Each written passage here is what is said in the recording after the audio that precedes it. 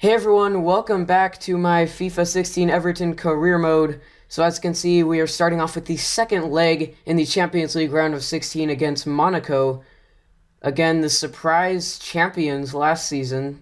Here are the players to watch. We got Eriksen and Falcao. So I've had like a really weird headache like all day. So like if I laugh or like talk too loud or obviously yell or something, then it just like hurts pretty badly. So if I'm not like, I think it's a bit better now, so I might be okay. But like if I sound like not as enthusiastic as normal, that's kind of why, because like I just can't physically yell too loud or else my head will literally explode into like 500,000 pieces. Anyways, here's Parejo to take this corner, the first corner of the match, and it is for us. And then it's headed out by Fabinho there, but Lacazette, it's blocked by Tisserand. So quite a few good opportunities straight off the bat here, and then Lacazette tries to cross back in, but it was very poor. Anyways, look at this. Tell me, is this a penalty? Not yet. But now, do you think this was a penalty? I honestly don't know. I'm going to show it from another angle. Let me know in the comments. Was this a penalty? Should we have gotten a penalty here? Very controversial. I don't know. Anyways, Subasic, very dangerous and a huge mistake there. But Aubameyang's shot ends up going straight at him, so it's a simple save. Then here's Cavallero. Tisserand back to Cavallero. He gets the cross in. And somehow, the defense just... Oh my gosh. I don't even know how to explain that. I mean, I was assuming that was just going to be an easy header out. But somehow he just doesn't. Like, Baines, what are you thinking? Like, oh my gosh, I don't even know. So we're 1-0 down. It's 1-1 on aggregate. Even though they scored an away goal, obviously it would still go to extra time at this rate because we have an away goal as well. We won 1-0 away, and now it's 1-0 to Monaco at Goodison Park. Not looking good. Anyways, brilliant opportunity. Lacazette gets his head on that cross, but it's straight to Subasic. A simple save. He really kept them in it last time as well. And then Tisserand gets yet another block. And Lacazette has had a lot of opportunities already in this match, but he's failed to convert any of them. Very disappointing. Anyways, Eriksen now. The strike from the edge of the box is deflected, and again, it's straight at the goalkeeper. Then Ndinga had an incredible chance. That was a lot closer than I expected. I thought that was going to go miles wide, but that ended up just going wide. And again, Lacazette shoots it straight at the goalkeeper. Then here's another chance. Baines does not quite clear that, but then Oriana ended up blocking his own teammate's shot, and then the follow-up was deflected off of Coleman, and Tim Howard was there to make the catch. Then now a chance for us. Lacazette to Aubameyang. And it was called back for a foul, because why not? But no, he was actually offsides. I apologize. I was thinking of a different thing. So yeah, he was just barely drifted offsides there. As you can see, the referee was correct. That was a very close call. Then we have a free kick this time in the 87th minute. Eriksen crosses in. The first header, we cannot get a head on it, but Gonalons is blocked by Tisserand, none other than Tisserand. Then Williams draws a huge save out of Subasic. And then we get a corner in the 89th minute. Can we score from this? Eriksen in for Laporte. Headed away by Tulalan in the end. And then here, Subasic makes a mistake, but Williams cannot keep it in. We're into extra time now, by the way. It's the 104th minute here. Then Lacazette to Aubameyang in the 112th minute, second half of extra time. And he still almost emerges with the ball there, but was that a penalty? Let me know. I don't know. But that was it for extra time. It will go to penalties. As you can see, we really deserve to go through there, and I think my headache's gone. Anyways, we really deserve to go through so many more opportunities, but it will be decided on penalties. Obviously, we've got Leighton Baines, one of the best penalty takers in the game. A few other great penalty takers as well. I was going to take off, it was either Aubameyang or Lacazette at some point in extra time, but I was like, no, we might actually go to a penalty shootout, and we could definitely use them. So, it's doing a few quick organizing, I can English. Anyways, this is the penalty shootout. This is it. I think might be the first penalty shootout of the series. There might have been two, or there might have been like one other besides this. Leighton Baines, not the best, but as you can see, Obviously, with the 90 penalties, he's probably going to score that anyway, although he got in the green once against Manchester United in a final, and he missed, but whatever. Then Jermaine, basically just as good a penalty as Baines' goes straight in. No well, Tim Howard dived the wrong way, really. Then Aubameyang, Subasic gets the right way, but Aubameyang put it high, and Subasic went into the bottom corner. Instead, now Cavallero, he tucks that one away. Then Lacazette steps up, and that's an excellent penalty. Again, sending the goalkeeper the wrong way. Now João Moutinho for Monaco. Can Tim Howard save this one? Not quite. He went down the middle, and Tim Howard barely missed out on saving that one. Now Tom Cleverley for Everton. Subasic gets the right way, but again, he went the bottom corner instead of the top corner, and that could have really changed things. Orellana now, he scores as well. Not the best penalty, but he still sends Tim Howard the wrong way. Gonalons now, he scores as well. It remains tied. 5-4. He must score now. Raggy must score to keep Monaco in the Champions League, the defending champions. Will they go out now, or will the penalty shootout continue? Number 24 steps up, and it's an incredible penalty. I could have sworn he hit the bar there, but no, it went in, and it was a sensational penalty by the right back, I believe. And then Williams scored his penalty as well, so it's 6-5 now. Again, the pressure is on. It is Jeremy Toulalan for AS Monaco. Can the center mid keep them in? Yes, he can. Down the middle, just under the crossbar. Seamus Coleman for Everton. He scores as well. Another excellent penalty. Again, for the third time, all of the pressure is on AS Monaco to score here. Tim Howard versus Tisserand, the guy who blocked about 26 of our shots. Can we get payback? Yes, I knew it. I knew he was going to go for the Panenka down the middle, and I just stayed there. And Tim Howard, again the hero for Everton, sends us through into the quarterfinals of the Champions League, knocking out the defending champions, AS Monaco. And like, we just kind of, I know, like, you know, like, we kind of just went through to the Champions League quarterfinals for first time in, like, probably ever. But no, everybody just walking off the pitch like, yeah, normal, whatever, who cares. Anyways, who will we be facing next? A lot of tough teams in this bracket. Anyways, simulating a game against Derby County in the Barclays Premier League. Actually, I mean, technically at this point, since it's 2016-17 season in game, it's actually not the Barclays Premier League anymore because, like, the sponsorship deal is over. I mean, in real life, obviously, but whatever, that was random. Anyways, we're 2-0 up at the half. Eriksson scored in the 6th minute. Mane doubled our lead at 25th. Eriksson grabbed another 63rd minute. Then Bryson got a goal back for them for Derby in the 69th minute. Morales scored in the 80th. That was 5 minutes after this guy whose name I'm not going to try to pronounce received a second yellow and was sent off.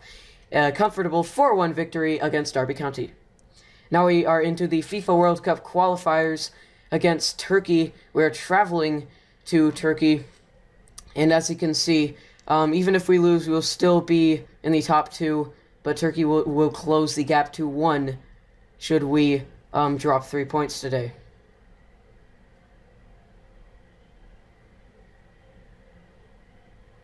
Just playing the national anthems and everything. Not sure what to say at the moment, just kind of awkwardly sitting here.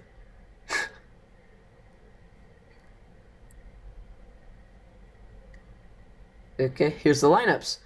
Here's Turkey's lineup, very strong team, but I think, again, we should be able, I don't know why I said again, I never said this in the first place, but I think we should be able to emerge with a victory here, because we have a world-class lineup here as well.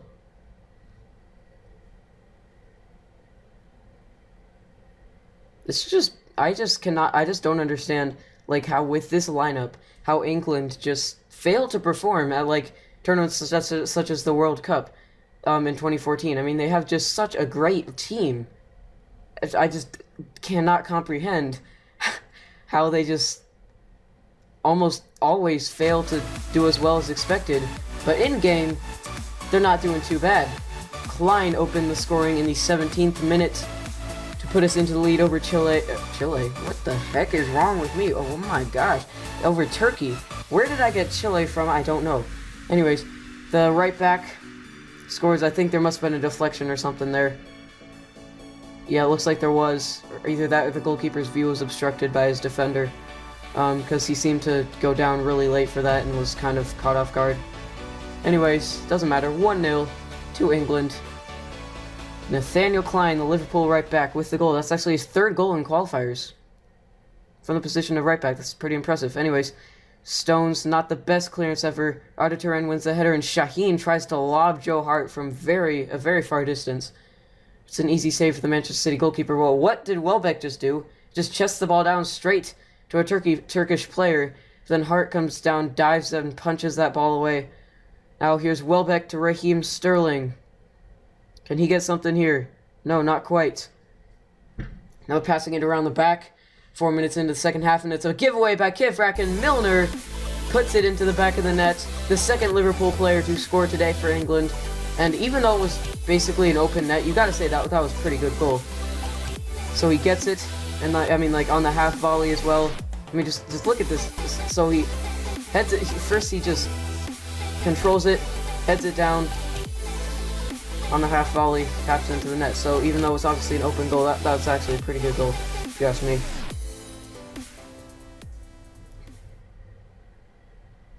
Now can we make it 3? Danny Welbeck turns his man, and owner Kivrak is called into action. That's a big save. Now Smalling's header is not good enough. E9, and it finds Semi Kaya, I believe, and he just bleh. Here's Steven Gerrard, Jack Wilshere, Theo Walcott.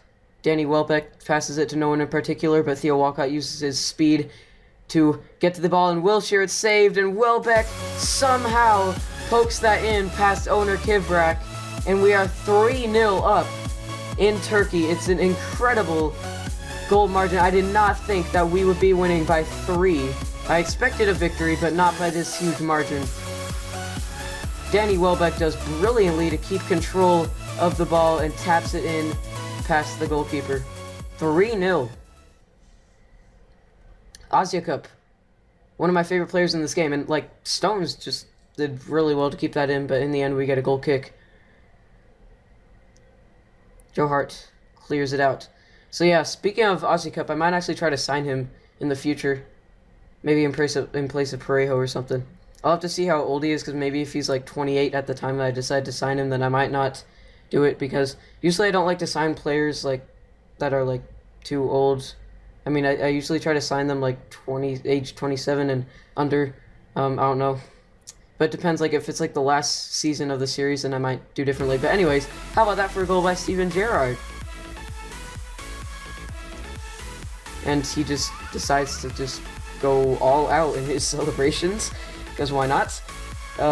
Anyways, received the pass, turned, shot straight in to the top of the net, under the crossbar. No chance for Kivrak there. Steven Gerrard gets on the score sheet.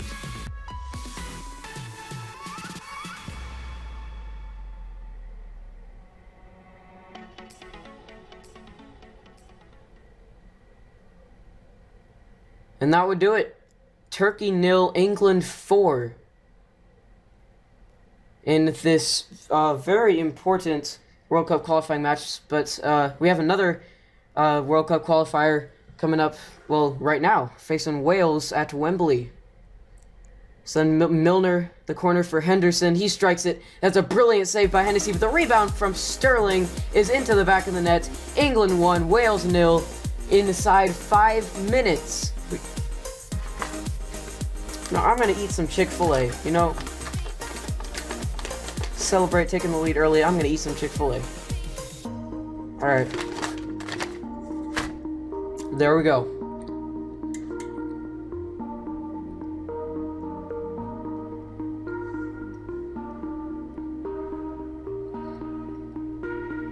Alright. Sterling's second goal in World Cup qualifiers. 1-0.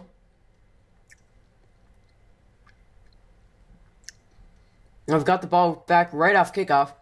Stirs the back heel. Ross Barkley. How about that? 8 minutes gone. 2-0. I'm gonna eat some more Chick-fil-A, you know? Why not?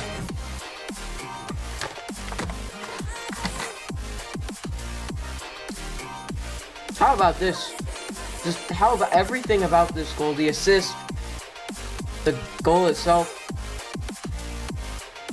That's just amazing.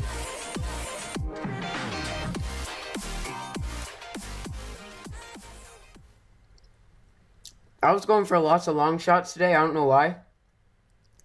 But I just was, because why not? Speaking of long shots, that was a failure. But then Milner actually nearly put in the rebound, but Hennessy made the save. That was a pitiful pass by Walcott. But the Welsh player completely skied it and wasted the opportunity. Could we make it 3? Not quite. Hennessy denies us again. McDonald crossed into the box. It's caught by Foster. I decided to play him over Joe Hart just to rotate the squad a bit. And Sturridge off of the crossbar. Nearly a third spectacular goal today. That wasn't like a world-class best goal ever, really, but like that would have been another goal from outside the box. Searched with another chance. Somehow we did not score. Then Walcott, how? The reactions and reflexes of McDonald to block that was incredible. And then we do get a penalty here, though, in the 90th, in the stoppage time. Not sure if it's probably like the 92nd minute at this point or whatever. As you can see, Welbeck was brought down by the defender. I'm not sure if that was penalty. I guess it was. I mean, I don't know. Whatever. Here's Theo Walcott to take it. I decided to give it to someone else in the end. Danny Welbeck. I don't think Baines was on the field, so that's why he didn't take it. But Walcott, actually, I ended up giving it to Walcott in the end, and he put the penalty away. 3-0 England. So in our past 2 games with the England national team, we've outscored our opponents 7-0.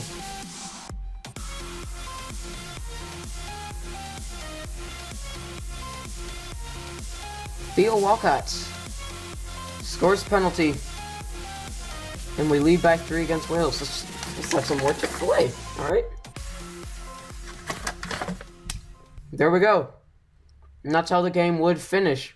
That was basically the last kick of the football, that penalty from Walcott. And we won it 3-0, so... Anyways, next up is, I believe, a squad report. So if you want to leave now and you don't want to see the squad report for whatever reason, then have a great day. But anyways, this squad report, we got Tim Howard, Joel Robles, Jindrich Stanek, I probably butchered that name, Seamus Coleman, John Joe Kenny, Mason Holgate, Gethin Jones, I probably butchered that name as well. I should probably learn how to pronounce his first name. Ramiro Funes Mori, John Stones, Phil Jagielka, Aymeric Laporte, or Laporte, I don't know, Tyus Browning, Matthew Pennington, Luke Garbett, Brendan Galloway, Leighton Baines, Mohamed Besic, Ignacio Camacho, Maxime Gonalons, I probably said that wrong, whatever, Gerard Delafeu, Tom Cleverley, Zlatko Januzovic, Daniel Parejo, Ryan Ledson, Francisco Junior, Liam Walsh, Kekuta Mane, Kevin Morales, Christian Eriksen, definitely our best player this season, Iñaki Williams, Aruna Kone, Pierre-Emerick Aubameyang, Leandro Rodriguez, Connor McElhenney, I probably butchered that name, I don't know, I can't say anything, Alexandre Lacazette, and that was it for the squad report. So I'll see you all in the next episode. This was not sponsored by Chick-fil-A.